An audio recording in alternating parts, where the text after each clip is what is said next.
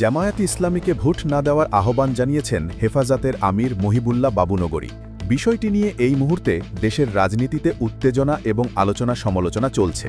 একদিকে বিএনপি শিবিরে খুশির বন্যা, অন্যদিকে জামায়াতে বিরাজ করছে ব্যাপক ক্ষোভ। হঠাৎ করে হেফাজত আমিরের এই বয়সে এমন ভীমরতি ধরার কারণ কি? আসুন এই মুরব্বির আসল উদ্দেশ্যটা বোঝার চেষ্টা করা যাক।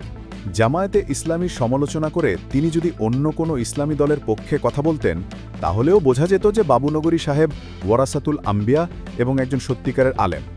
কিন্তু তিনি তা না করে প্রায়ই ইসলাম বিরোধী হিসেবে পরিচিত রাজনৈতিক দলের পক্ষে ওকালতি করেন এবং ইসলামের পক্ষে থাকা দলগুলোর বিরুদ্ধে অবস্থান নেন।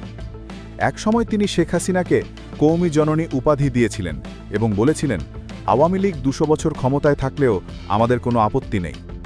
বাংলাদেশ প্রতিদিনের অনলাইনে সেই সাক্ষাৎকারটি এখনও জ্বলজ্বল করছে।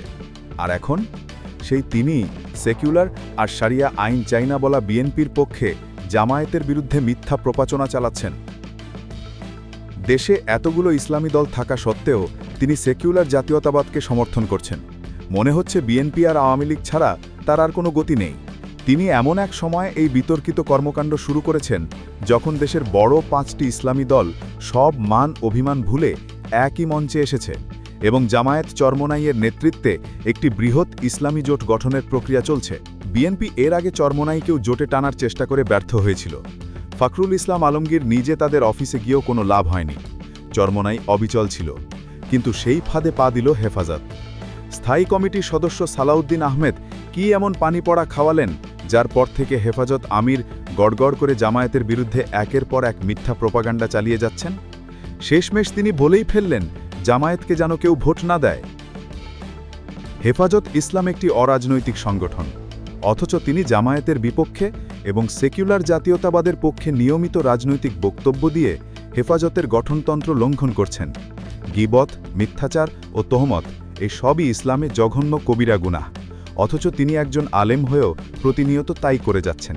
এই মহিবুল্লাহ বাবুনগরীর গ্রুপটি বরাবরই এমন বিতর্কিত কাজ করছে, অথচ তার পূর্বসূরি আল্লামা জুনায়েদ বাবুনগরী ছিলেন সরকারের দ্বারা নির্যাতিত এবং একজন অপসীন নেতা।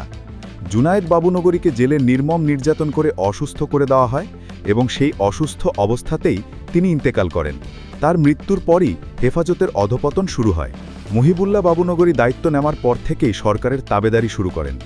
রেলের সরকারি জমি জমা নিয়ে সুবিধা পাওয়ার অভিযোগও রয়েছে তার পরিবারের বিরুদ্ধে। লীগের এমপি মাইজ ভান্ডারীর মতো ব্যক্তিদের দ্বারা প্রভাবিত হয়ে তিনি তার জীবনের সকল অর্জনকে মিথ্যা দিয়ে ধ্বংস করছেন। তিনি বলছেন, জামায়াত ক্ষমতায় আসলে নাকি ইসলাম ধ্বংস হয়ে যাবে। আল্লামা সাইদির মতো আলেমরা যে আন্দোলনকে প্রতিষ্ঠা করেছেন, তার বিরুদ্ধে এমন অভিযোগ কতটা সত্য? যে হেফাজতের জন্য শাপলা চত্বরে হাজারো মানুষের রক্ত ঝরেছে, যে হেফাজতের কারণে দিগন্ত ও ইসলামিক টিভির মতো মাধ্যম বন্ধ হয়েছে, সেই হেফাজত আজ তার পথ হারিয়েছে। একসময় তিনি নিজেই বলেছিলেন, হেফাজত কাউকে ক্ষমতায় বসানো বা ক্ষমতা থেকে নামানোর জন্য আন্দোলন করে না, কিন্তু আজ বয়সের ভারে তিনি নিজের কথাই ভুলে গেছেন। লোভে পড়লে মানুষ কতটা নিচে নামতে পারে তার জ্বলন্ত উদাহরণ এই মহিবুল্লাহ বাবুনগরী। কিন্তু প্রশ্ন হল, তার একার কারণে কি ইসলামপন্থীদের এই অগ্রযাত্রা থেমে যাবে? জামায়াত আর ইসলামী আন্দোলন কি এই সংকট মোকাবিলা করে সংসদে বিজয় আনতে পারবে? দর্শক, আপনার কি মনে হয়? আপনার মতামত জানান কমেন্ট বক্সে। আর আমাদের চ্যানেলে নতুন হলে সাবস্ক্রাইব করে বেল আইকনটি বাজিয়ে রাখুন। ধন্যবাদ।